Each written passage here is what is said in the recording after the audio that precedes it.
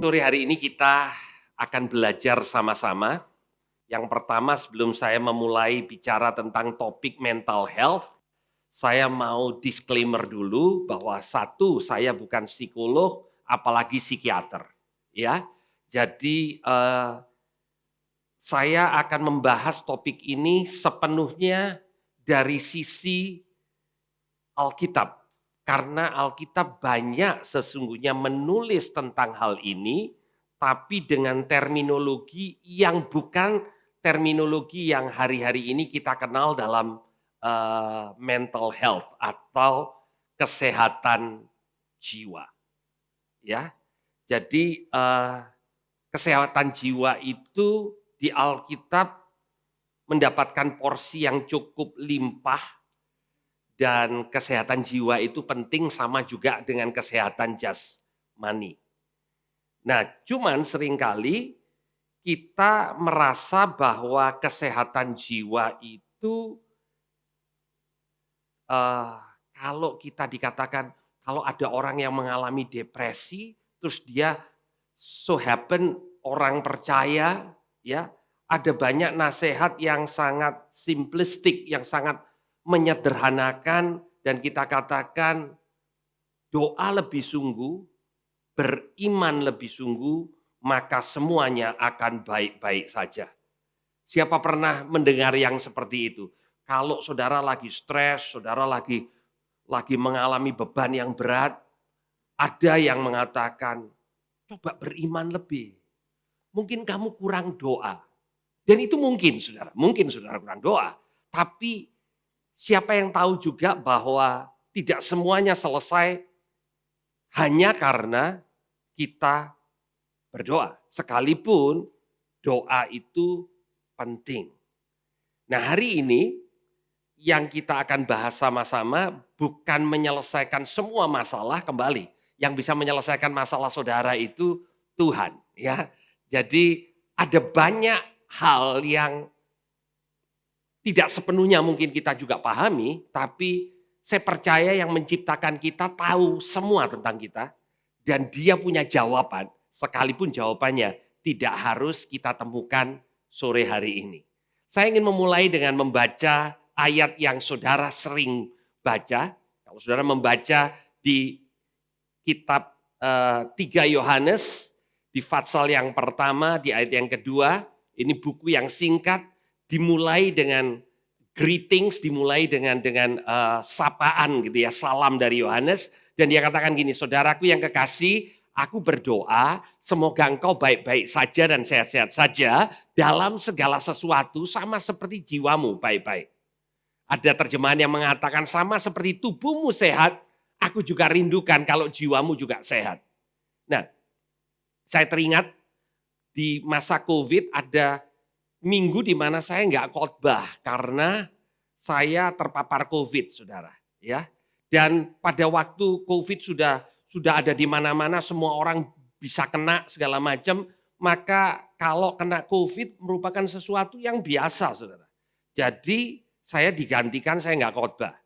Ya, jadi kalau saudara sakit secara jasmani, saudara flu, ya saudara katakan kepada teman saudara, sorry nggak bisa ketemu, saya lagi flu.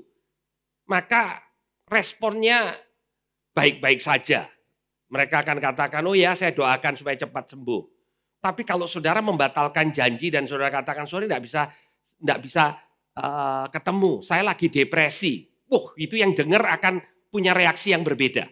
Jadi sepertinya kesehatan jasmani, kalau ada sesuatu yang terjadi sehingga saudara nggak sehat, orang akan menerimanya berbeda dengan kalau saudara nggak sehat secara jiwa, ya, karena dianggap ya kalau jiwa apalagi saudara orang percaya, oh berarti mungkin saudara sudah lama nggak baca Alkitab, saudara sudah lama nggak berdoa atau yang seperti itu, kira-kira seperti itu ya. Tapi mari kita lihat apa yang Tuhan Yesus tawarkan. Di Matius 11 ayat 28 dikatakan begini, marilah kepadaku semua yang letih lesu dan berbeban berat, aku akan memberikan kelegaan kepadamu.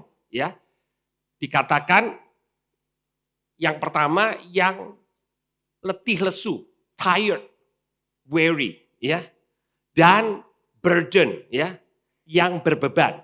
Dan beban dan rasa capek ini yang dikatakan oleh Tuhan Yesus bukan sesuatu yang sifatnya jasmani, tapi sifatnya mental. Mentalnya lagi capek, ya, bebannya lagi berat. Ini bukan karena angkat beban yang berat, beban seperti di gym, bukan itu. Tapi ini kepada jiwa kita. Nah, yang menarik, Tuhan Yesus mengatakan, ini solusinya. Pikulah kuk yang kupasang. Belajar daripada aku. Karena aku ini lemah lembut dan rendah hati. Dan jiwamu akan dapat ketenangan. Jadi, panggilannya kepada yang letih lesu datang. Nah, bayangan kita, kalau Tuhan Yesus mau menolong kita, kalau kita beban berat, apa yang harusnya, yang kita harapkan dia lakukan? Ambil beban kita. Benar gak, saudara? Siapa di antara kita kalau punya beban berat, doanya Tuhan tolong ambil bebanku. Tapi yang digambarkan di sini, Tuhan Yesus memberikan analogi, kalau bebanmu berat, kamu pikul kuk yang aku pasang. Kuk itu adalah kayu yang dipasangkan di dua hewan yang menarik beban. Jadi analoginya adalah kalau saudara punya beban, datang kepada Yesus, cara saudara menerima kelegaan, seperti yang Yesus katakan, adalah menanggung beban bersama dengan Yesus. Bukan Tuhan Yesus selalu angkat beban kita. Kita lebih suka yang Tuhan Yesus angkat semua beban. Benar gak, saudara? Tapi yang Tuhan Yesus lakukan adalah mengatakan, yuk kita barengan tanggung beban. Kira-kira bebannya berat ditanggung siapa, saudara? Tuhan Yesus. Oke? Sebenarnya analogi ini adalah analogi yang untuk masyarakat agraris pada waktu itu nangkepnya gampang. Ini seperti hewan yang sudah terbiasa, sudah bertahun-tahun menarik beban, kemudian dipasangkan dengan hewan yang junior, supaya yang junior belajar dari hewan yang biasa. Ya, saudara didampingi supaya saudara bisa narik beban. Itu konsep Alkitab tentang beban. Bagi para orang tua, ada kecenderungan di masa kita mungkin dulu mengalami masa yang sulit. Pada waktu anak-anak kita mengalami masa sulit, kita berusaha untuk membebaskan anak kita dari beban. Kasian. Berapa banyak orang tua yang mengatakan begini, kasian, saya dulu tahu rasanya enggak punya duit. Ya, toh. Jadi saya enggak mau lagi anak saya ngalami apa yang saya alami. Pernah mendengar percakapan seperti itu? Ya. Dulu kita ini susah, penuh dengan keterbatasan. Saya enggak mau anak saya bertumbuh seperti itu. Tapi Alkitab tidak pernah mengatakan, kasihan, dulu para rasul itu nanggung beban. Sekarang, orang percaya zaman sekarang jangan dikasih beban. Kita mendengar khotbah seperti itu. Tapi Tuhan tidak pernah menjanjikan kehidupan seperti itu. Nah, kesalahan kita kadang sebagai orang tua adalah kita nggak sampai hati untuk meletakkan beban itu. Kalau bisa, papa mama yang tanggung. Anak tanggung beban, nggak baik untuk anak itu. Sedangkan kita ini hidup di dalam dunia yang fallen world, bahasa Indonesianya apa ya? Dunia yang jatuh dalam dosa gitu ya. Jadi saya pengen tanya sama teman-teman di sini, siapa yang pernah kerja terus ditipu orang? Angkat tangan. Oh, cukup banyak yang berada di dalam dunia yang baik-baik saja. Sebenarnya kalau saudara ditipu orang, itu normal di dunia. Bukan berarti saudara nyari orang nipu saudara, bukan itu poin saya. Tapi saudara hidup di dunia yang seperti ini gitu loh ya. Terus kemudian anak-anak kita terus kemudian diakalin sama temennya terus kita sepertinya gini, dunia akan berakhir. Enggak, it's okay. Ada orang tua kalau anaknya, ya kita baru mendengar ya cerita ya, oh baru dikatain sedikit begitu sudah seperti dunia runtuh. No, karena keadaannya nanti dia akan mengalami keadaan yang jauh lebih buruk dari itu kalau dia masih belum tinggal di sorga. Kecuali kita mau anak-anak kita cepat ke sorga, kan enggak kan? Nah, kita pun juga enggak kan? Nah, jadi sesungguhnya Tuhan melatih kita untuk menanggung beban. Ya. Jadi beban itu sebenarnya sesuatu yang memang Tuhan izinkan kita tanggung. Cuman kita tidak pernah tahu yang satu ditanggung itu seberapa besar. Kita nggak bandingkan si A tanggung segitu, kok saya kelihatannya lebih berat ya. Selama saudara punya Yesus yang menanggung beban buat saudara. Tapi prinsipnya itu dulu ya. Buat kita juga, buat anak-anak kita, itu beban itu tidak terelakkan. Beban itu baik. Oke. Nah, yang saya ingin tunjukkan kepada saudara, ini fotonya Elia, saudara. Ya, ini yang terbaik yang bisa saya cari di internet. Kalau saudara ada fotonya Elia yang lebih baik, nggak apa-apa, tolong kasih ke saya untuk presentasi berikutnya saya ganti. Ini pada waktu dia lagi depresi.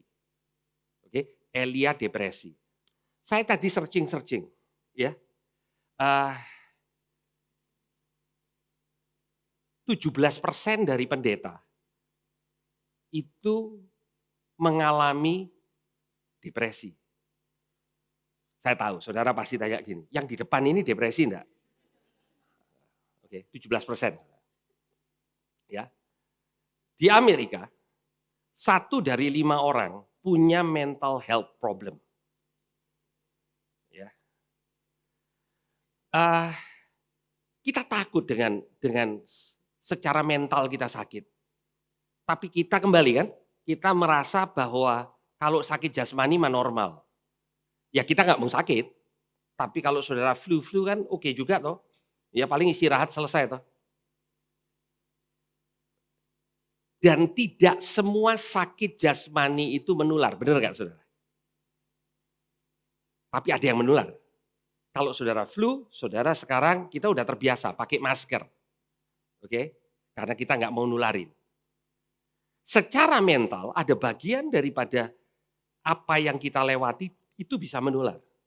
Itu sebabnya penting kita menjaga mental kita karena sakit mental ini ada bagian yang bisa menular kepada anak-anak karena pola kita menghadapi hal yang tidak normal yang terjadi dalam kehidupan kita. Setiap kita bisa mengalami tragedi di mana ada keluarga yang Tuhan panggil. Ya, masa Covid banyak yang seperti itu. Ada yang mengalami tragedi kebangkrutan, ya, toh. Macam-macam, ya. Anak Tuhan ngalami bangkrut bisa nggak? Oh bisa. Contohnya Ayub, saudara, itu bangkrut habis, saudara. Ya, jadi Ayub depresi nggak? Kalau saudara baca Ayub, kalau saudara mau pakai apa yang dialami oleh Ayub dan kita bawa kepada psikologi modern, depresi saudara. Oke? Nah, jadi mari kita melihat dengan cara yang lebih tidak apa ya, jangan alergi kalau ada orang yang mengatakan, iya kelihatannya dia depresi. So what? Dia juga bisa sembuh kok saudara. Sama seperti flu saudara bisa sembuh. Ya, itu tidak harus menjadi sesuatu yang sifatnya permanen. Ada nggak orang yang punya kecenderungan seperti itu? Sama seperti yang jasmani saudara. Ada yang orang yang gampang flu. Punya teman yang sedikit-dikit flu saudara. Ada gitu loh ya. Jadi setiap kita ini bentukan mentalnya juga berbeda. Kira-kira seperti itu. Kita lihat Elia saudara. Ya, Elia ini di 1 Raja-Raja 19, saya hanya singkat-singkat aja beberapa hal yang kira-kira umum pada waktu saudara mengalami masalah di dalam mental, masalah di jiwa saudara. Di ayat yang ketiga dikatakan begini, ini saudara 1 Raja-Raja 19 ini berarti setelah 1 Raja-Raja 18. Di 18 Elia ini menang besar. Ya, dia melakukan KKR di Gunung Karmel, bunuh semua nabi-nabi Baal, api turun dari sorga, mujizat besar terjadi, luar biasa. Kemudian dia mendengar ada seorang wanita yang namanya Isabel mau membunuh dia. Sehari sebelumnya dia mau dibunuh sama ratusan nabi Baal. Dia berani-berani aja, oke-oke aja tuh. Di Fatsal 19 di ayat yang ketiga dikatakan maka takutlah ia lalu bangkit dan pergi menyelamatkan nyawanya. Ya. Salah satu tanda daripada kita mengalami masalah dalam jiwa kita, ada yang mudah merasa takut sekalipun sesuatu yang orang biasa, orang normal mengatakan, nggak perlu takut, wong gitu aja kok takutnya luar biasa. Dialami oleh Elia, saudara. Jadi dia takut. Dan F yang berikutnya, saya sengaja kasih F ya, ini supaya kita gampang ingat ya. Yang pertama fear, yang kedua tanda yang umum adalah rasa gagal. Saudara, menurut saudara kalau saudara mengamati kehidupannya Elia, yang baru menang itu harusnya dia merasa gagal enggak? Enggak. Jadi orang yang sedang mengalami penyakit mental atau jiwanya terganggu, perspektifnya terganggu, saudara. Jadi dia harusnya orang normal mengatakan, Elia, kamu kok stres? Harusnya kamu enggak stres. Kamu nih harusnya semangat. Saudara, saya membaca beberapa catatan khotbah, pengkhotbah di abad 18-19 itu ada yang masih ada catatan khotbahnya sampai hari ini. Karena mereka enggak ada YouTube channelnya, belum ada YouTube channel. Dan mereka biasa membaca khotbah. Jadi bukan outline khotbah, tapi ditulis. Dan beberapa hamba Tuhan yang Tuhan pakai luar biasa minta didoakan oleh jemaatnya karena mengalami depresi. Sudah katakan, lu kok depresi, apa kurang iman? Hei, kembali, setiap kita bisa punya masa-masa seperti itu. Oke, kembali. Failure, dia bilang gini, kemudian ia ingin mati katanya, cukup itu sekarang ya Tuhan, ambil nyawaku sebab aku ini tidak lebih baik daripada nenek moyangku. Dengan kata lain, aku ini gagal, lebih baik aku mati. Kalau istilah sekarangnya adalah orang mengatakan tendensi bunuh diri. Ada clinical termnya. Sedangkan yang di sini nggak dilabel saudara, Elia. Elia ngalamin itu. Ya. Terus kemudian dia merasa capek yang berlebihan. Fatigue. Ya, sesudah itu ia berbaring dan tidur di bawah pohon arar itu. Ya. Pohon arar itu bukan pohon besar. Gitu ya. Bukan kena sejuk sepoi-sepoi ketiduran, bukan. Dia capek. Saudara pernah ngalamin itu? Saudara sepertinya enggak pengen bangun lagi. Pengen tidur terus. Ya. capek itu bisa capek fisik. Kalau saudara capek secara fisik, setelah saudara istirahat bangun seger saudara. Tapi kalau saudara capek mental, saudara tidur bangun masih capek. Saya tahu, saya enggak mau, siapa yang di sini pernah ngerasakan, karena kembali, tendensinya kalau sebagian saudara merasa, oh iya kalau saya sampai punya masalah mental ini nanti masalah mental itu bukan gila loh saudara, oke? Ya, tapi seringkali kita bermasalah mentalnya loh. Iya, sama. Kita ini punya kecenderungan ada waktu-waktu tertentu kita ini bisa stres berat. Dan it's okay. Terus-menerus seperti itu, it's not okay. Ya. Jadi kalau saudara juga melihat itu terjadi dari dalam anak saudara, pernah anak saudara mengatakan, "Saya enggak mau sekolah." Not the end of the world. Saudara aja kadang saya enggak mau keluar. Saya enggak mau lihat orang. Ya. Mungkin saudara ngalami kayak Elia. Nah, apa yang Tuhan lakukan buat Elia? Yang Tuhan lakukan yang pertama adalah ubah perspektifnya Elia. Elia kan bilang begini, "Aku ini bekerja segiat-giatnya bagi Tuhan. Hanya aku seorang diri." Ya, orang yang lagi depresi itu perspektifnya enggak normal. Kata-kata hanya aku. Semua orang udah ninggalin aku. Semua orang enggak suka sama aku. Jarang saudara mendengar orang yang seperti itu mengatakan semua orang kecuali. Itu jarang. Semua orang enggak suka sama aku. Semua orang di gereja itu loh ngeliatin aku dengan sinis. Padahal kalau kita berpikir, emangnya saya begitu pentingkah sampai orang menyinisin saya satu gereja? Kan penting loh, saudara, sampai disinisin satu gereja. Berarti saudara menjadi pusat dari attention disinisin, gitu loh kira-kira. Tapi pada waktu saudara mengalami itu, sepertinya seperti itu. Gitu loh. Itu sindromnya Elia. Semua orang ini sudah tidak ada yang serius sama Tuhan. Hanya aku. Itu depresi, saudara.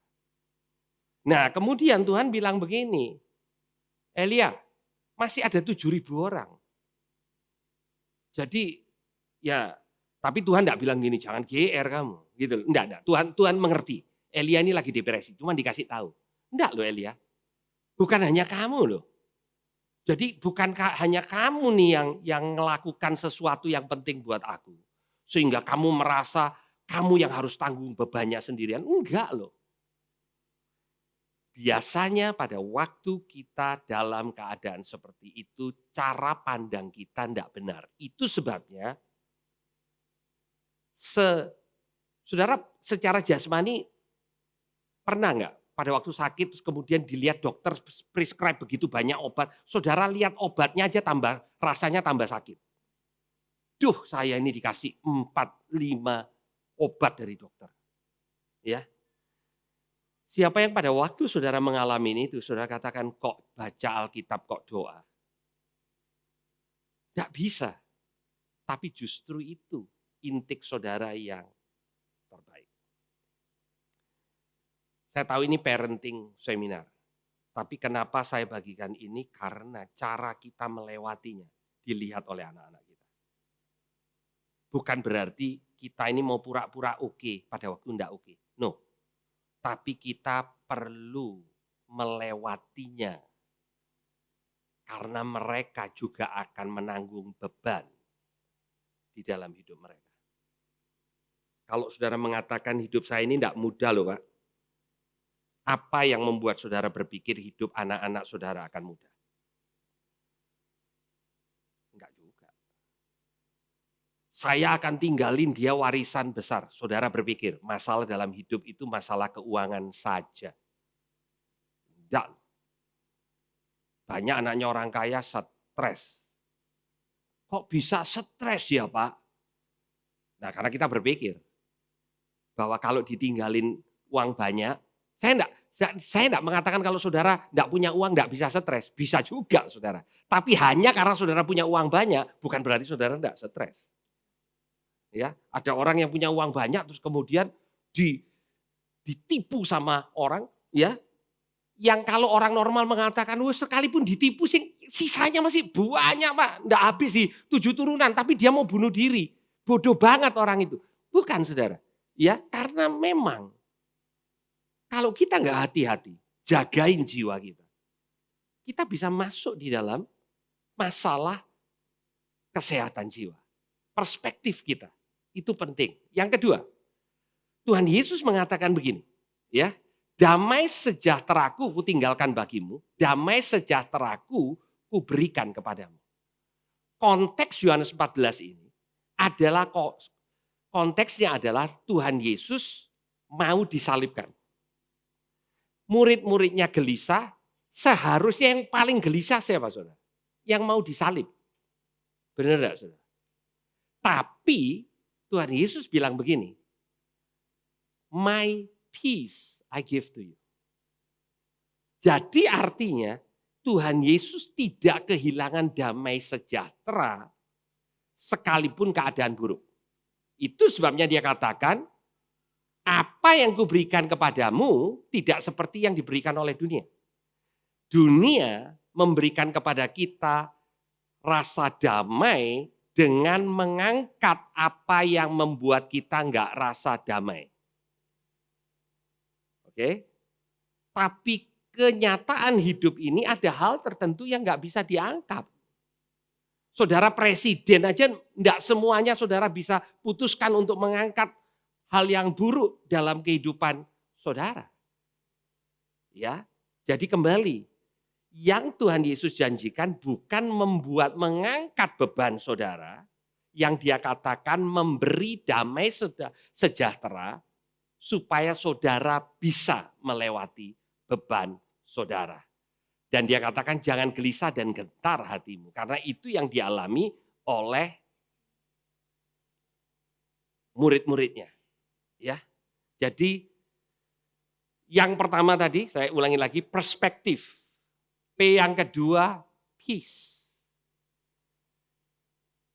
Yang ketiga, prayer. Ini yang Tuhan Yesus lakukan pada waktu dia ngalami masa-masa sulit. Dia bawa Petrus, Yakobus, Yohanes, sertanya. Perhatikan baik-baik. Ia sangat takut dan gentar. Yesus ngalamin itu. Rasul Paulus ngalami itu. Seperti mau mati rasanya. Ayub ngalamin itu. Daud kalau saudara baca Mazmur, mengalami masa-masa sulit.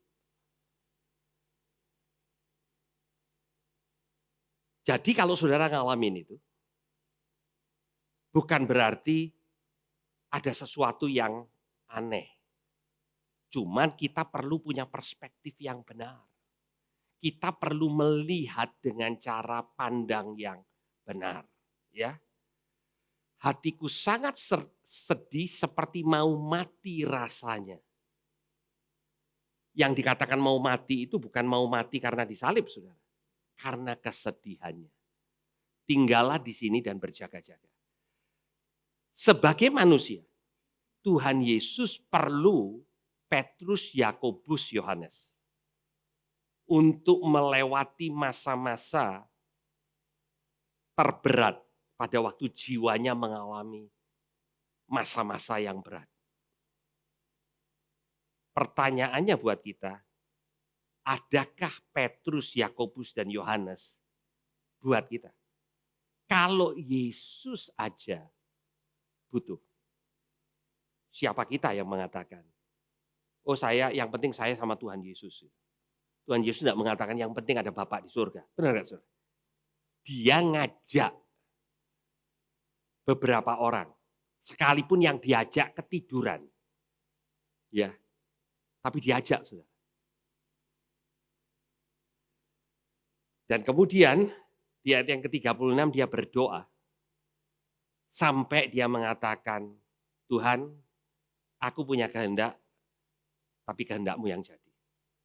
Itu perlu proses untuk Yesus Itu prosesnya di Taman Getsemani. Buat kita, mungkin prosesnya lebih panjang. Dan ada waktu-waktu sepertinya doa kita ini nggak ada gunanya. Pernah saudara mengalami seperti itu? Saudara berdoa dan sepertinya gini, ini nggak terangkat-angkat.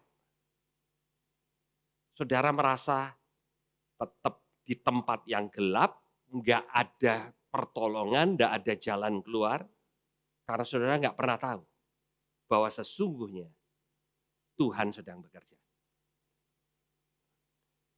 Ada hal tertentu secara jasmani di mana kesembuhan itu tidak bisa langsung terjadi. Betul ya Pak Dokter? Tidak semua obat dikasih langsung.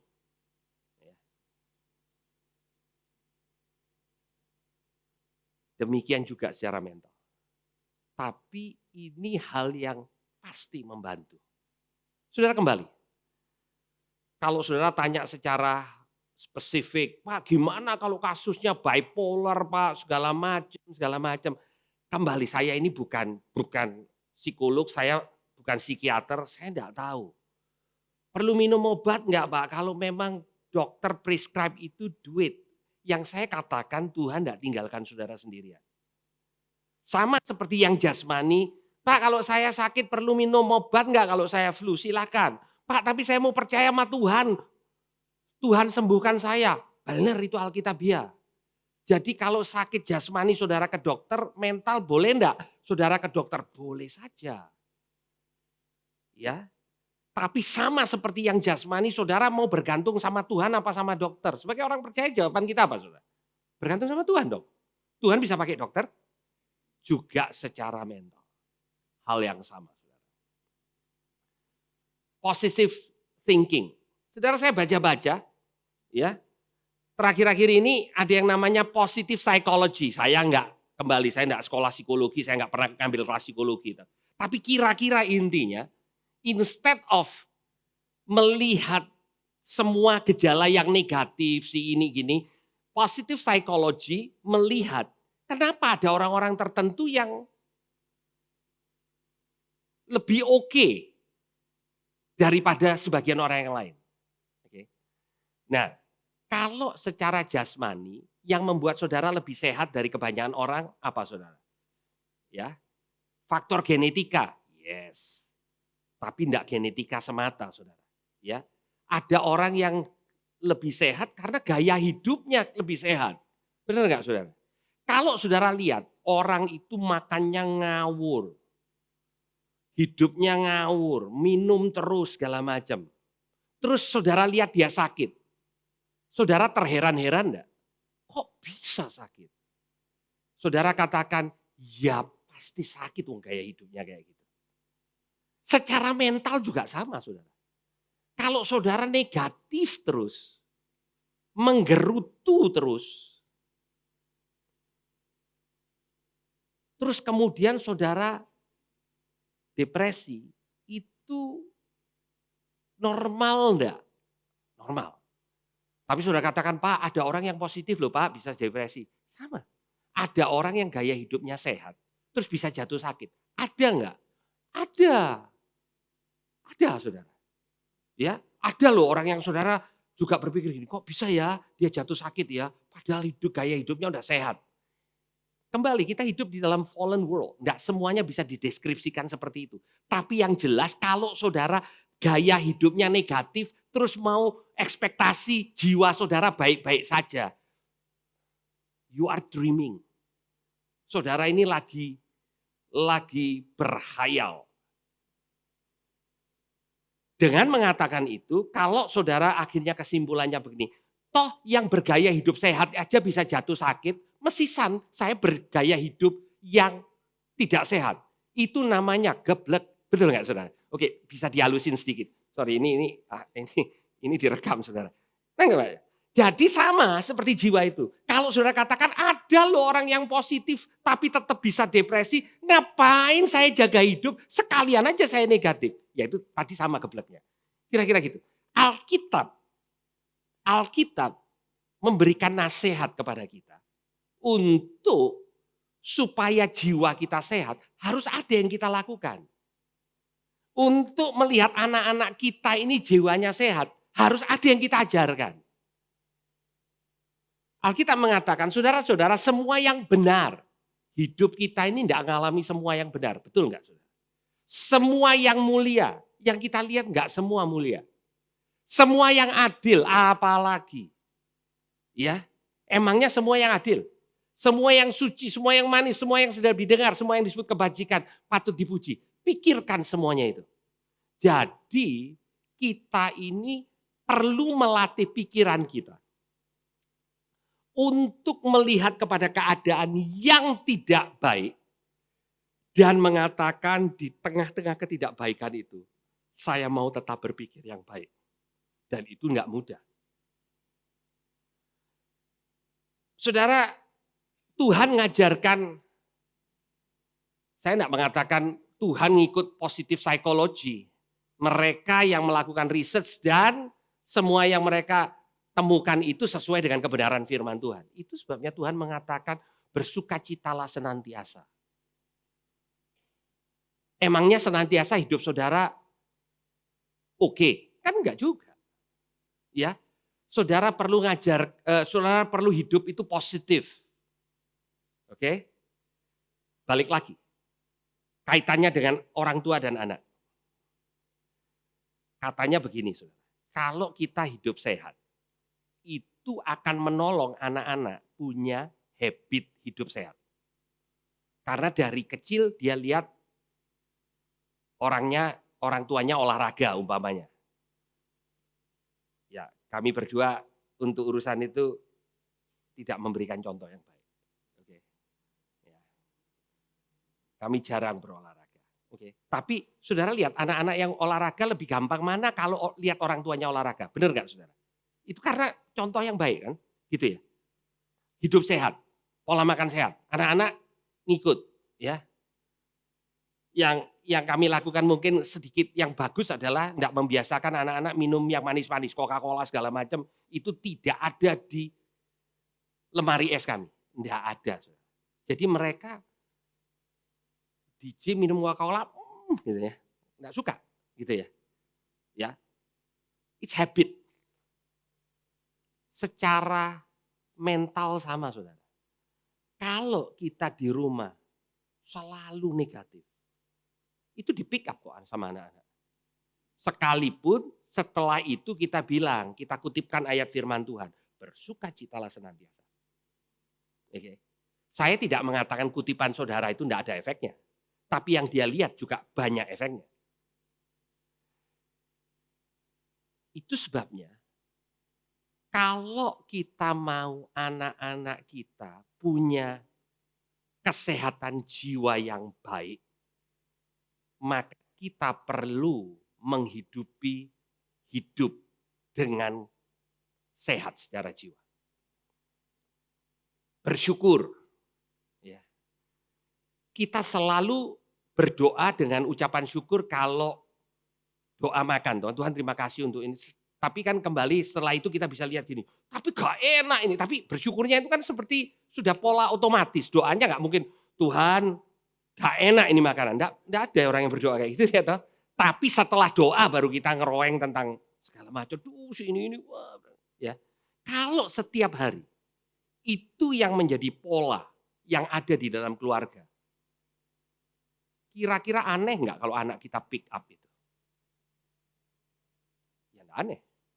Karena mereka terbiasa dengan seperti itu. Poin saya hari ini adalah ada hal yang kita nggak bisa tahu dalam artian gini. Tapi kok bisa ya Pak, si A ini ngalami masalah mental. Nggak semua jawabannya kita bisa tahu. Tapi paling tidak, kalau kita tidak melakukan hal-hal basic ini dan berharap semuanya oke, kita sedang membangun khayalan buat keluarga kita, buat anak-anak kita. Dan saya ingin menutup dengan mengatakan, kembali, cara Tuhan Yesus mengajar kita untuk melewati kehidupan ini bukan mengangkat beban kita, tetapi menanggung beban itu bersama-sama. Sehingga kita terbiasa dengan beban. Terbiasa dengan beban. Kenapa seperti itu? Karena beban hidup itu selalu ada. Ilusi yang mengatakan bahwa nanti satu kali saudara sudah tua tidak ada beban hidup. Itu termasuk ilusi saya. Dulu waktu saya muda saya berpikir gini, saya akan melakukan yang terbaik yang saya bisa. Nanti pada waktu saya usia tertentu saya tinggal memetik hasilnya. Saya tidak mengatakan itu tidak terjadi, tapi beban hidup itu tetap ada. Dan kadang tidak berkurang. Kadang saudara sudah berumur 70-80 tahun dan tetap mendengar ada orang tua yang sudah 70-80 tahun tetap punya beban hidup. Dia mendengar hal yang terjadi dengan anaknya dan lain sebagainya. Emangnya nggak ada beban hidup, saudara? Beban hidup selalu ada. Oke?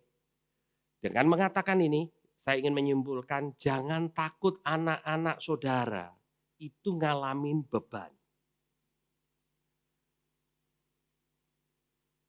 Tuhan tahu takarannya. Kalau Tuhan izinkan itu terjadi, Tuhan bertanggung jawab. Bagian saudara, ada yang memang beban itu tidak harus ditanggung oleh anak-anak. Saudara biarkan dia main dengan kelompok yang salah. Lah ya jangan saudara. Tapi saudara nggak bisa mengisolasi mereka. Mereka dibully. It's not the end of the world. Mereka gagal di sekolah. Jangan di bail out. Besok tugasnya harus selesai. Duh kamu ini, yuk mama bantuin. Supaya besok tetap nilainya ada. Wah, sampai kapan saudara mau bail out anak-anak saudara? Tidak dapat yang dia mau. Kalau itu menjadi sesuatu yang biasa dia tanggung.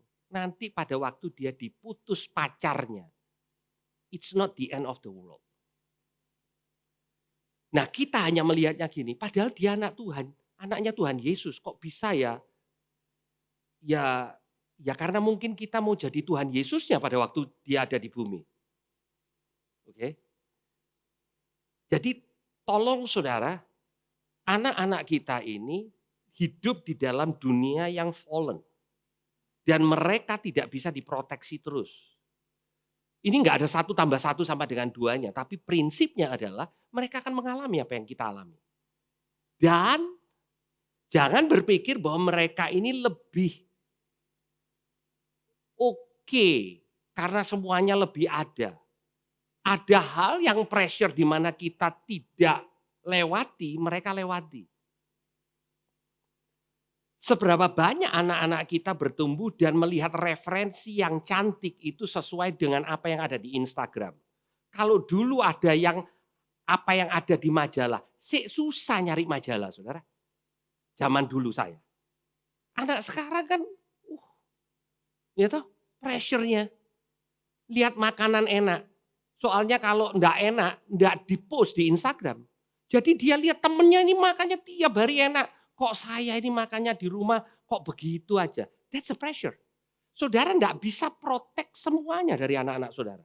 Tapi saudara bisa membangun kehidupan mental yang sehat. Yang tidak mungkin kalau itu hanya saudara ajarkan tanpa saudara hidupi. Lebih daripada prinsip, ada banyak hal dalam hidup ini kita tetap tidak bisa mengerti. Itu sebabnya kita perlu Tuhan. Bukan sekedar prinsip firman Tuhan. Karena at the end of the day, saudara akan mengalami keadaan di mana saudara merasa hampir give up. Dan kembali, yang saudara butuhkan adalah Tuhan, saudara butuhkan komunitas untuk bersama-sama. Yang saudara butuhkan bukan jawaban. Tidak harus saudara butuhkan jawaban. Karena ada banyak hal. Saudara nggak tahu jawabannya apa. Tapi saudara perlu melewatinya. Daud mengatakan sekalipun aku berjalan dalam lembah kekelaman. Saya menganggap itu depresi. Saudara. Aku tidak takut bahaya. Kelam saudara, gelap semuanya. Karena ada gadahmu dan tongkatmu. Itu yang menghibur aku. ada penghiburan Tuhan di masa yang tergelap dalam hidup kita, dalam kehidupan anak-anak kita. It's not the end of the world. Mari kita berdoa. Tuhan, kami mengucap syukur untuk malam hari ini. Tuhan, hamba-Mu terbatas untuk menerjemahkan hati-Mu. Tapi izinkan Tuhan, kami minta untuk Roh Kudus bekerja untuk mengkonfirmasi apa yang perlu kami terima malam hari ini. Terima kasih Tuhan, di dalam nama Tuhan Yesus. Amin. Amin.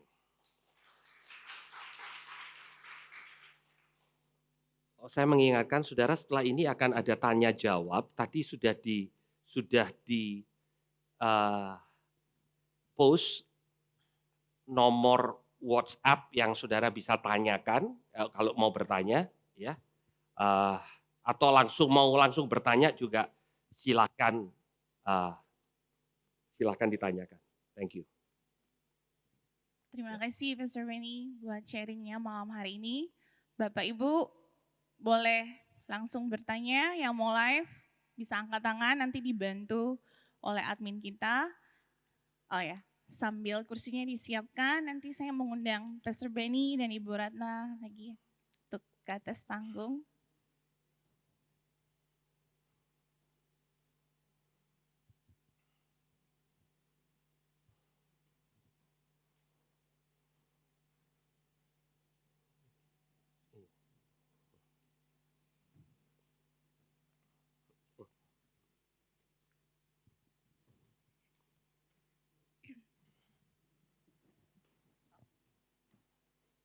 Apa ada yang mau bertanya? Boleh angkat tangan langsung atau mungkin sedang berpikir, boleh di chat. Saya di sini aja. Oke. Silakan Bapak Ibu kalau mau tanya. Tanyanya jangan yang susah-susah ya. Gak apa-apa, mungkin juga boleh bertanya kalaupun tidak sesuai dengan yang, maksudnya tidak di area itu, mungkin ada sesuatu yang Bapak Ibu sedang alami tapi tetap berkaitan dengan mental health, kesehatan mental kita, baik itu kita sebagai pribadi atau kita sebagai orang tua atau juga mungkin teman atau anak-anak kita.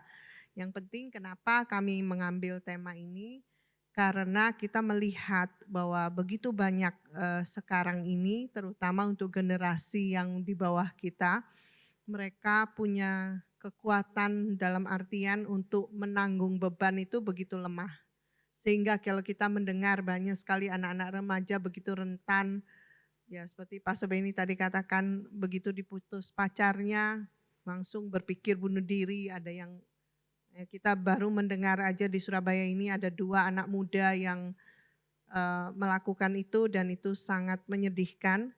Dan di sana kami juga melihat dan punya beban untuk membangun bagaimana kita sebagai orang tua ataupun sebagai generasi yang bertanggung jawab juga dengan generasi penerus kita, untuk kita sendiri ini memiliki kesehatan mental dan kita juga bisa membangun the next generation anak-anak kita dengan mental health yang benar, yang baik, yang kuat gitu ya. Karena tantangan zaman ini tambah lama bukan tambah ringan, tapi tambah challenging dengan semua terbuka. Seperti Pastor Benny bilang tadi, majalah zamannya kita dulu muda, mungkin 1-2 kita harus beli dulu, perlu usaha.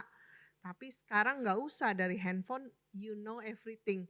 Dan tekanan itu semakin kuat sehingga beban mental itu semakin berat dan itu yang menjadi tantangan ke depan. Jadi kalau dibilang zaman semakin maju semua, tapi kenyataan di lapangan yang sering kita lihat adalah kesehatan mental atau tekanan itu semakin kuat. Ya, semakin kuat, banyak yang mengalami itu. Nah, kita mau sama-sama belajar untuk bagaimana kita bisa menyikapi atau melihat dengan perspektif yang benar tentang kesehatan mental ini. Dan tanpa sadar kadang-kadang kita sendiri pun mengalami itu. Tadi Pastor Benny memperlihatkan gejala-gejalanya ya. Ada rasa capek yang luar biasa, terus kemudian ada fear, ada rasa takut, ada juga failure, rasa gagal. Nah semua itu sebenarnya menunjukkan bahwa jiwa kita itu sedang sakit, sama seperti jiwa kita itu sedang mengalami flu.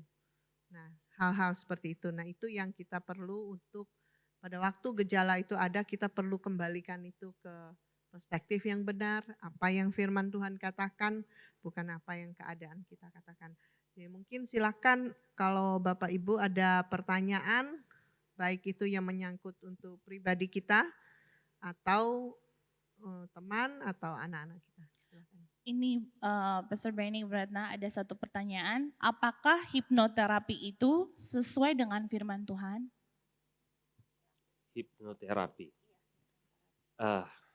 Kembali saya enggak, karena ini sangat spesifik ya, yang saya tahu. Jadi kembali, apa yang saya tahu ini bisa salah.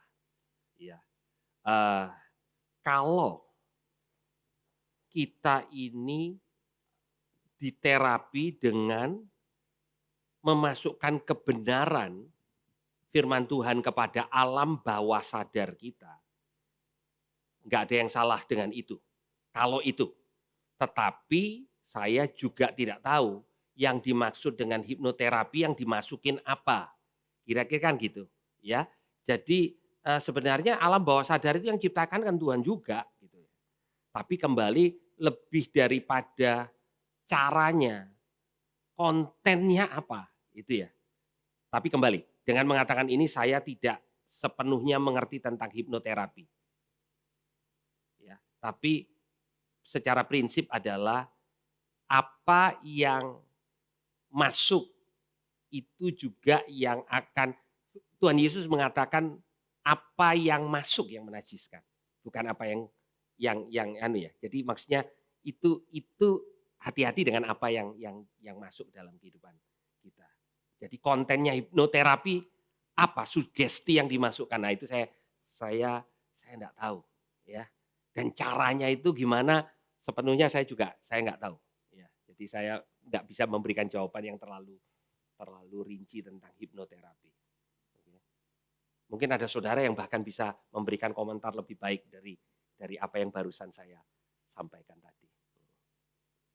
Ya, silakan, enggak apa-apa. Karena kita sama-sama belajar, kalau ada dari Bapak Ibu yang mungkin punya keahlian di sana, boleh juga memberikan support untuk hipnoterapi ini. Tapi kalau saya melihat mungkin prinsipnya sama ya, membawa masuk sesuatu untuk mengubah pola pikir kita. Sehingga cara pandang kita jadi benar, pasti tujuannya itu. Tapi kalau kita sebagai anak-anak Tuhan, kita akan mengambil itu dari sisi firman Tuhan.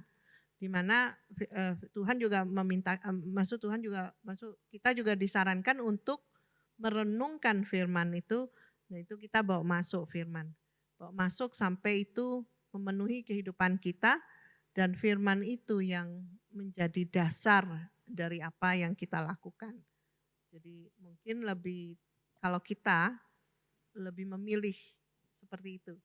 Daripada kalau ini hipnoterapi yang dimasukkan hanya hal positif dan yang lain sebagainya itu. Tadi seperti yang Pak Benny katakan, kami tidak terlalu mengerti bagaimana cara kerja hipnoterapi di tempat terapi-terapi yang ada. Oke, baik Pak Benny, berarti ada satu lagi pertanyaan. Bagaimana saya tahu keadaan mental saya atau anak-anak saya ini sehat? Bagaimana? Oke. Sharing?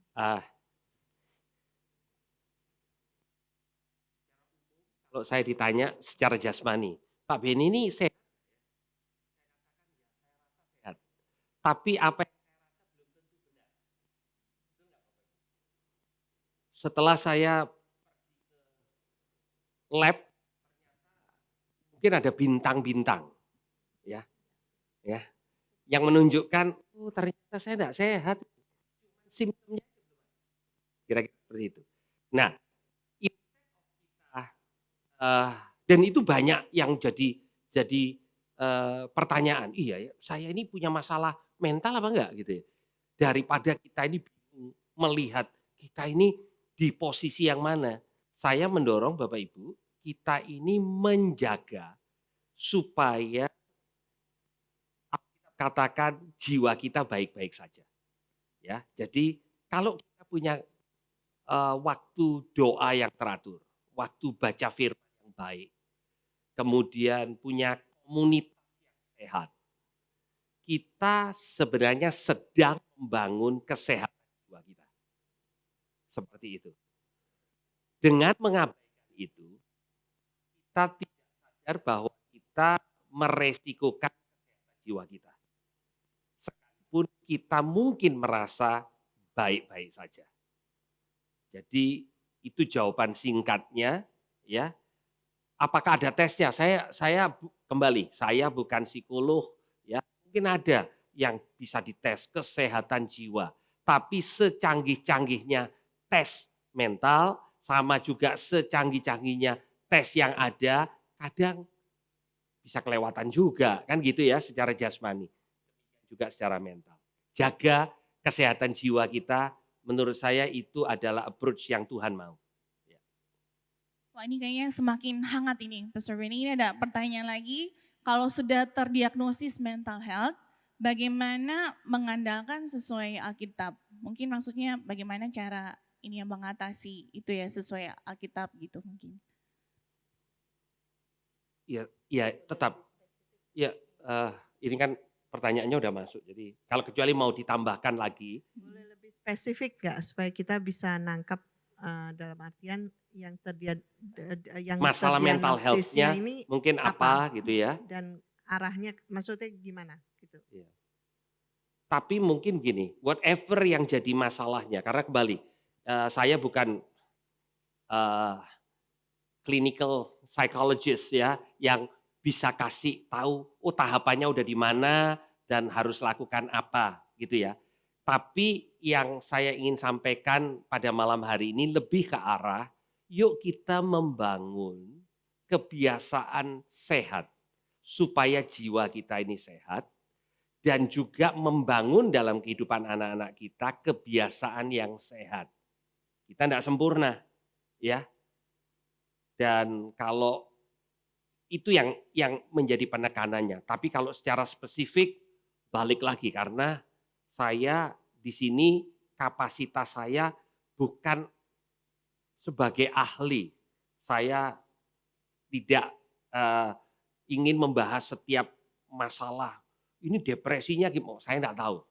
Jujur saudara, saya bukan itu. Dan malam hari ini objektifnya juga bukan itu. Jadi mungkin jawaban saya adalah yuk kita jaga sama-sama, yuk kita pelihara kesehatan jiwa kita.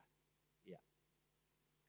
Mungkin saya bisa lihat dari pengalaman kami juga sebagai hamba Tuhan, bagaimana kami juga membantu orang-orang yang kadang-kadang mengalami depresi and all. Biasanya itu ada dan lebih kalau istilahnya kita itu lebih seperti dia mengalami ketertolakan dan dia juga mengalami rasa sakit yang dimana ada istilah yang mengatakan bahwa orang yang sakit itu cenderung untuk gampang menyakiti. Jadi biasanya dia bentuk-bentukannya, dia sinis. Bentuk-bentukannya itu keluarnya sinis. Dan kadang-kadang dia sudah tidak lagi peduli. Kayak gitu itu bisa kayak kayak simptomnya yang keluar. Nah, bagaimana? Nah, ini yang kita katakan tadi, kalau ini sudah, dan itu pun ada mental health, ini ada level-levelnya, sama seperti sakit ya. Ada yang namanya flu, ada yang COVID, ada yang levelnya pun COVID sudah level mana, ada juga yang cancer and all. Jadi itu pun kita kalau sudah di dalam tahap-tahap tertentu secara mental health ini, kita perlu orang untuk membantu. Jadi bukan sama seperti kita perlu dokter. Tentu yang membantu ini bukan orang yang, tapi orang yang sungguh-sungguh mengerti, yang mereka belajar tentang kayak melakukan khusus untuk ada konselingnya. Nah ini insight yang kami akan maksud yang kami bisa berikan adalah tentang spiritualnya. Bagaimana konsel itu untuk menyehatkan apa yang dia sudah alami, dan tekanan dan yang lain, depresi dan lain semuanya itu bentukannya juga bisa ke arah sana gitu ya. Nah tapi ada approach yang bisa dilakukan, itu tadi saya bilang tergantung bagaimana ini levelnya sudah sampai di mana. Kalau misalnya seperti Pak Beni bilang bahwa setiap kita pernah ngalami seperti yang Elia rasakan tadi, nah itu masih gejala-gejala yang seperti kalau kita bilang sakit fisik kita ini kayak kita mungkin demam, ya, flu. Nah itu kita ngalami. Nah ini kalau tidak dijaga dan kita biarkan, maka kita akan masuk di dalam tahap di mana itu jadi kita, ya kalau istilahnya itu mungkin jadi kepahitan, jadi benci, atau ada yang keluar seperti di sana, atau ada yang keluar depresinya tambah dalam dan dia merasa no hope, bahwa dunia ini udah berakhir. Dan dia bisa mengambil tindakan-tindakan yang dimana dia sudah tidak bisa lagi objektif untuk melakukan apa yang benar. Makanya kenapa orang akhirnya mengambil jalan pintas, karena dia tidak bisa menanggung beban itu, ya udah dia bunuh diri. Karena bagi dia bunuh diri itu jalan keluar. Dia tidak perlu mengalami tekanan yang dia alami. Dan itu semua berhubungan dengan mental. Nah itu sih kalau saya lihat, terus bagaimana approach-nya. Ya kita sebagai hamba Tuhan tentunya adalah kita kembalikan tadi yang Pak Pastor Beni bagikan, kembalikan perspektif kita sesuai dengan firman Tuhan dan melihat dengan cara Tuhan melihat. Ada banyak hal yang terjadi, ada hal-hal yang kita bisa kontrol, ada hal yang kita tidak bisa kontrol, kita berikan ke Tuhan dan kita katakan biar izinkan Tuhan yang mengontrol, kita berdamai dengan keadaan kita dan kita juga mulai mempercayai apa yang firman Tuhan katakan lebih dari keadaan kita. Sekalipun keadaan kita belum berubah, tapi kita menaruh iman untuk mempercayai keadaan kita. Nah di sana kita mulai membangun. Tadi Pastor Beni juga membagikan tentang pentingnya komunitas, bagaimana kehidupan doa kita. Bagaimana kehidupan berkomunitas kita, di mana komunitas ini juga akan menjadi salah satu support toolsnya, alat support yang Tuhan bisa pakai untuk kita saling membangun satu dengan yang lain. Karena dalam masa-masa seperti itu, kadang seperti yang Elia katakan, aku ini kayak hidup sendiri dan hanya aku seorang diri yang sisa, padahal masih ada yang lain. So, gak bisa objektif. Nah pada waktu kita punya teman-teman yang mensupport, paling tidak kita bisa melihat ada hal yang lain. Maksud kita nggak mengasihani diri kita, tapi kita punya teman-teman yang kita tahu bersama-sama dengan kita. Ini adalah approach yang dari tentu ya dari spiritual things, dari yang biasa kita lakukan. Nah itu sih kalau saya bilang. Jadi kita nggak bisa berikan bagaimana kalau itu sudah terjadi apa approach-nya. Yang approach yang paling basic adalah yaitu kembali ke firman Tuhan, percaya bahwa keadaanmu tidak seperti yang apa yang hanya terjadi itu is not the end of the world, tapi everything it will be alright. Dan Tuhan berjanji dia take care our life gitu ya. Itu the first perspektif kita dulu, kita harus benar untuk membantu jiwa kita, hal-hal yang menekan itu lebih oke. And then kita bisa melakukan segala sesuatu itu lebih objektif. Ya, mungkin ada apa yang dibagikan sore hari ini sama sekali saya tidak mengatakan ada orang-orang tertentu hanya perlu berdoa, beriman, berkomunitas, dan tidak perlu cari pertolongan lewat psikiater. Ada orang-orang yang memang harus minum obat antidepresan. Kalau enggak tambah parah. Ya. Jadi sama sekali saya sama seperti tadi saya katakan secara jasmani, ya, pergi ke dokter itu tidak menjadi sesuatu yang sepertinya anti iman Kristen ke dokter secara jasmani. Kenapa kalau kita ke psikiater jadinya kok anti iman Kristen? Enggak juga gitu ya. Tapi juga kita perlu menjaga kesehatan jiwa kita. Kalau kita biarin, nggak heran kita mudah untuk mengalami hal-hal yang seperti itu. Kira-kira konteksnya itu. Ya. Ini ada 5 pertanyaan lagi. Oke, banyak ya. Oke, ini berikutnya bagaimana seharusnya kita mengajari anak yang dibully oleh teman-teman sekolahnya supaya kuat secara mental. Ada yang mirip-mirip, saya bacakan semua aja ya Bu Ya. ya. Oke, yang berikutnya yang mana lebih penting, mental health atau physical health? Terus apakah mental health itu serangan dari iblis? Apakah sosial media mempengaruhi mental health anak-anak zaman sekarang? Terus banyak masalah mental berasal dari keluarga, bagaimana, maksudnya ini bagaimana mengandalkan hal tersebut? Mungkin bagaimana mengatasi ya hal tersebut gitu. Mungkin saya memilih untuk menjawab terlebih dahulu yang mental health itu serangan. Jadi Serangan sakit dari- mental itu dari si iblis bukan. Gini, pada waktu dunia ini diciptakan tidak ada yang namanya physical sickness. Adam dan Hawa ini tidak pernah jatuh sakit. Pada waktu itu dokter nggak diperlukan. Otomatis psikiater juga nggak dibutuhkan, gitu ya. Tapi pada waktu dunia ini kita hidup di dalam fallen world, ya dunia yang sudah jatuh dalam dosa. Nah, kalau itu dikatakan apakah itu ada perannya iblis? Oh jelas Alkitab mengatakan ada itu, ya. Tapi akibatnya apakah setiap masalah dalam mental itu langsung masalahnya ini iblis yang atau itu demon possess? Enggak juga. Tapi kalau dikaitkan dengan awalnya, ya memang kejatuhan manusia ini ya ada faktor dari si jahat, si iblis, kira-kira kan seperti itu. Nah, itu yang membuat kadang ada orang-orang tertentu yang memang bawaannya ya itu secara mental lemah. Ada yang seperti itu. Ya, saya tidak mengatakan bahwa semua kita ini sama, enggak juga. Karena secara jasmani ada anak-anak yang memang lebih rentan untuk jatuh sakit, kira-kira gitu. Nah, untuk yang jatuh sakit kita mungkin secara jasmani lebih gampang, oh ya harus lebih banyak dijaga seperti ini dan lain sebagainya. Nah, untuk mental ini kan lebih nggak terlihat tuh. Tapi secara prinsip ya sama kita perlu menjagainya. Nah, pengaruh kalau dikatakan sosial media segala macam.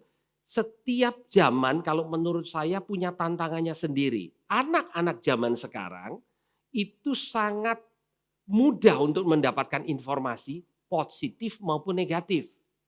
Nah, kita tahu berita positif dan berita negatif itu dampaknya itu lebih mudah masuk yang negatif. Kenapa kembali? Karena kita hidup di dalam dunia yang fallen gitu ya.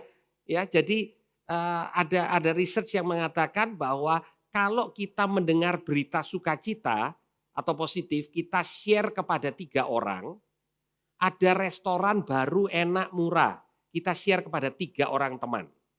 Kalau ada restoran yang baru buka mahal, ndak enak, servis gak bagus, kita share kepada 9 orang. Itu research, artinya kita lebih mudah menyebarkan yang negatif daripada yang positif. Itu research. Itu sebabnya media itu suka cari tajuk yang negatif. Si A kena serangan jantung, saudara baca, oh ternyata dia kena flu. Bisa jadi kena serangan jantung, tapi padahal yang confirm flu. Karena kalau cuma flu enggak ada yang baca, kira-kira kan gitu. Nah sama, saat ini anak-anak kita termasuk kita, itu dapat berita yang saya kalau ada orang tua yang kasih bantuan kepada orang tua lain atau anaknya orang yang lain gitu ya, enggak akan jadi viral. Tapi kalau ada orang tua yang membuli anaknya orang lain, seluruh Surabaya, seluruh Indonesia tahu. Iya toh? Ya itu. Jadi tapi itu kan yang obvious. Yang lain juga sama. Yang kita terima ini yang negatif banyak sekali. Nah, sekarang masalahnya apakah kita bilang begini kepada anak-anak, mulai hari ini jangan bersosial media. Saya rasa bukan itu ya caranya ya.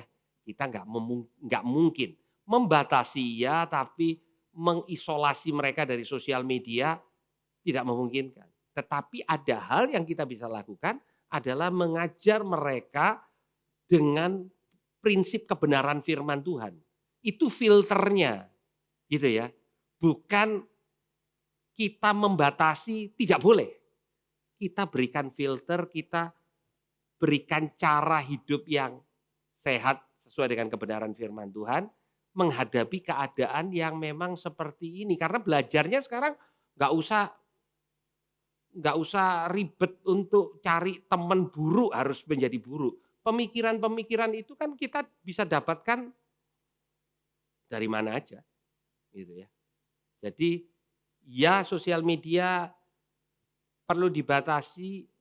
Saya merasa bahwa peran orang tua yang perlu untuk kalau dibilang ditambah, orang tua perlu berperan dalam kehidupan anaknya sehingga tahu dia punya pemikiran apa, gitu ya. Dan seharusnya pemikiran itu kalau ada komunikasi kan keluar. Bagaimana saya tahu pemikirannya Bu Ratna? Kalau saya sering berkomunikasi karena apa yang ada dalam pikirannya dia pasti keluar. Ya, bagaimana kita tahu pemikiran anak kita kalau kita nggak pernah komunikasi sama anak kita? Kira-kira seperti itu. Jadi ya dari sana baru kita bisa benarkan, oh ternyata dia berpikir seperti itu. Oh berarti mungkin ada yang masuk yang sudah seperti itu. Ya, saya nggak tahu sudah menjawab pertanyaan yang nomor berapa. Ya. Sepertinya sudah semua. Oh ya ini yang bully itu ya. Tapi kayaknya sudah tadi ya Pak Benny sudah termasuk. Ya. Mungkin yang Oke. bully mau ditambahin. Mau ditambahin lagi berarti? Membuli, gimana? Anak dibully. Mengajari ya anak yang dibully. Apakah ya, kita supaya- bully kembali? Oh, itu contoh yang ada. Enggak ada. Kuat Ya. mental. Tadi kalau kita lihat Pak Subedi sudah membagikan bahwa salah satu kita ya apa yang kita ngomong aja yang sudah viral ini salah satunya adalah orang tuanya ini sangat protektif sampai anaknya dibully dia yang maju. Yang sebenarnya kita ngajarkan kepada anak-anak kita untuk kalau kamu dibully, yang penting kita juga harus menjaga mental anak kita ini apakah dia oke. Kalau tidak ya kita bisa melayani dia untuk menguatkan dia bahwa it doesn't mean it's okay itu membiarkan terus ya. Nah kita juga harus selain kita anak-anak kita persiapkan bahwa kalau dia dibully itu sebenarnya the problem bukan di anak yang dibully tapi the problem anak yang membuli sebenarnya. Karena yang nggak benar kan dia yang mengata-ngatain temannya ini.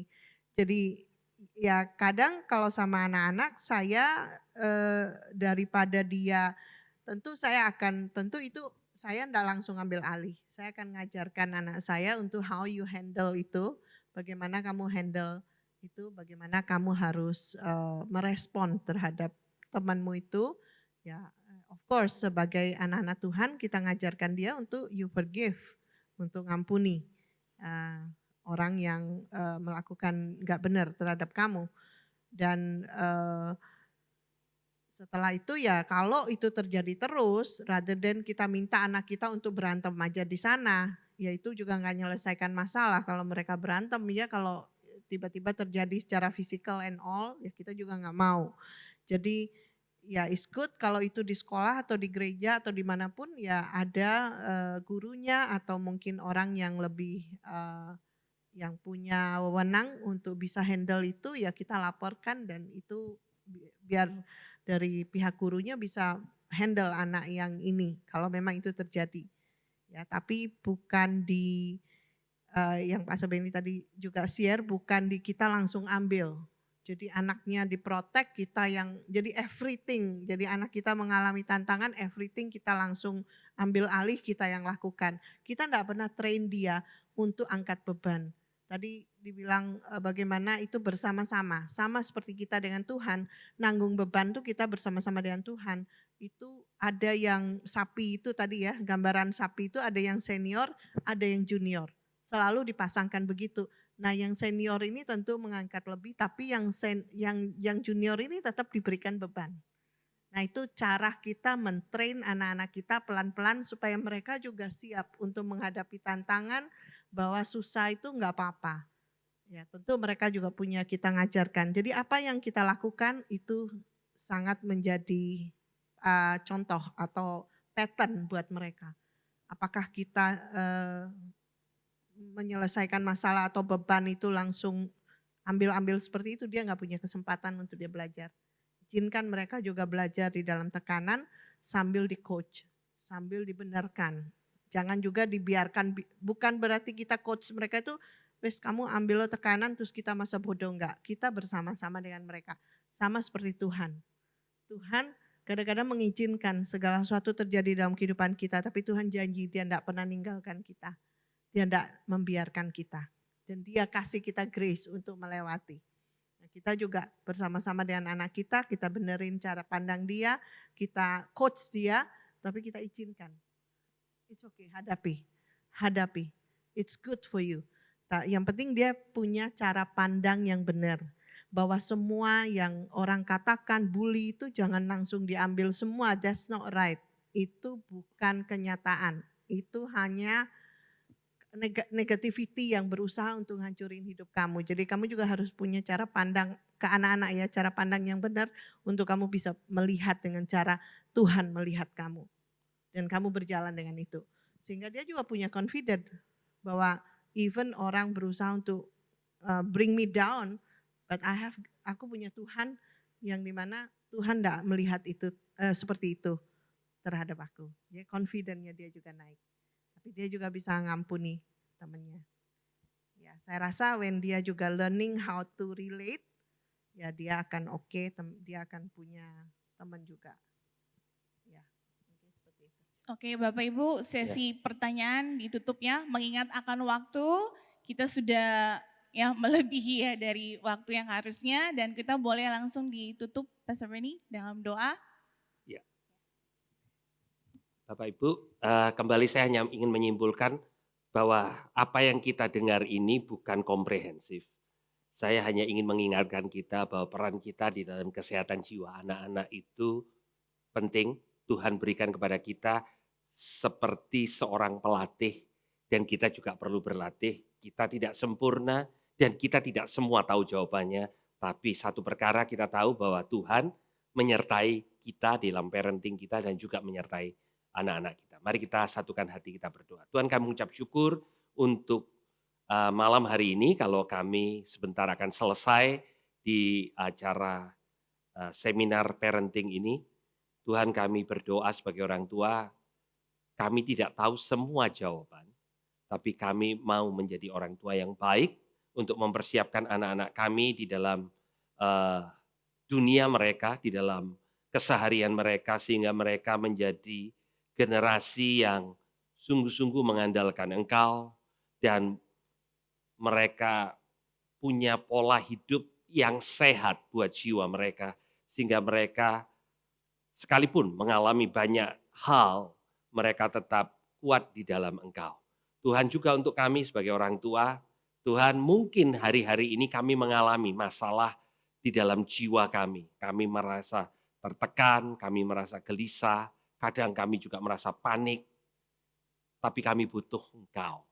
Karena Engkau yang sanggup untuk menyembuhkan jiwa kami. Engkau katakan, you restore our soul. Engkau memulihkan jiwa kami. Dan itu yang kami butuhkan, Tuhan. Sebagian kami membutuhkan mujizat kesembuhan jiwa. Dan kami tahu itu datangnya dari Engkau. Kalau sebentar kami akan berpisah, kami berdoa untuk damai sejahtera-Mu turun atas kami. Engkau katakan damai sejahtera yang bukan dari dunia, bukan dari keadaan baik, tapi dari Engkau sendiri. Itu yang boleh menuntun, menopang kami setiap harinya.